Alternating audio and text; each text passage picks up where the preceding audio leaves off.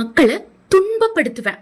அதுதான் நான் வணங்குற தெய்வத்துக்காக நான் காட்டுற பக்தி வைராக்கியம் அப்படின்னு கிறிஸ்தவ மக்களை துன்பப்படுத்துறதுக்காகவே ஒரு மனுஷன் கிளம்புறாரு ஒரு ஊர்ல இருந்து இன்னொரு ஊருக்கு.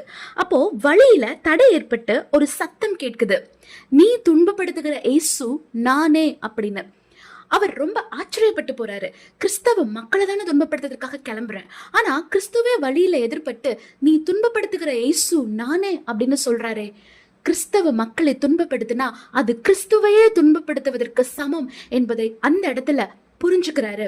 அவருடைய பெயர் சவுல் அங்கே பவுலாக மாற்றப்படுவதற்கான தருணம் அது. மெய்யான தெய்வம் ஏசு அப்படின்றத பவுல் புரிஞ்சுக்கிட்டாரு. எந்த தெய்வத்துக்கு விரோதமாக எழும்பினாரோ அதே தெய்வத்துக்கு ஆதரவாக பல நிருபங்களை எழுதி பக்தி வைராக்கியத்தை காட்டினாரு. நீங்க உங்க பக்தி வைராக்கியத்தை எப்படி காட்ட போறீங்க? கர்த்தர் உங்களை மென்மேலும் ஆசீர்வதிப்பாராக. ஆமென்.